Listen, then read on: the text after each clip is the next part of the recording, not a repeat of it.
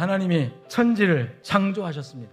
이 창세기 1장 1절 성경으로 들어가는 문이에요. 이 문을 통과해야 되는데 무엇을 통과할 수 있냐? 따라합시다. 믿음으로. 1장 1절의 비밀의 코드가 뭐냐면 따라합시다. 전능하신 하나님이 존재한다는 거죠.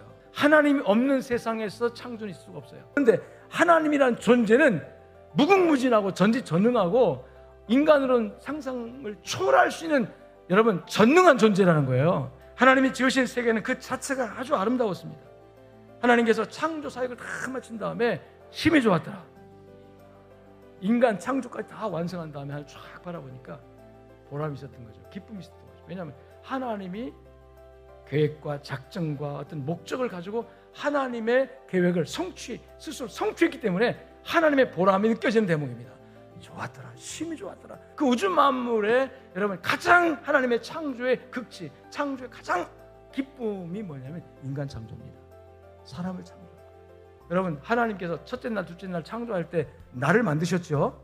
시간을 창조, 나를 만들었어요. 그래서 시간이 존재하고 그리고 이 우주 공간이라는 개념이 존재했어요. 그래서 이 우주 안에 하나님의 창조 세계를 하나님께서 보이는 세계와 보이지 않는 세계를 만드는데 보이는 세계를 두 구분으로 만든 거예요. 따라합시다. 시간과 공간. 시간과 공간의 조합이 바로 우리가 살고 있는 이 3차원의 세계라고 하는 겁니다. 그런데 에덴 동산에서는 시간과 공간이 존재했지만 그 안에서 우리가 지금 받았지만 시간과 공간이 지배를 하지 않았습니다.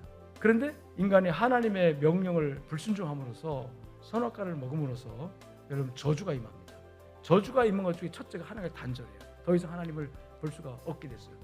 선악과를 딱 먹고 나니까 그 다음에 하나님께서 정령 죽으리라 말씀대로 죽게 되는데 죽음의 첫째가 뭐냐면 따라합시다. 하나님과 단절이 이루어졌다.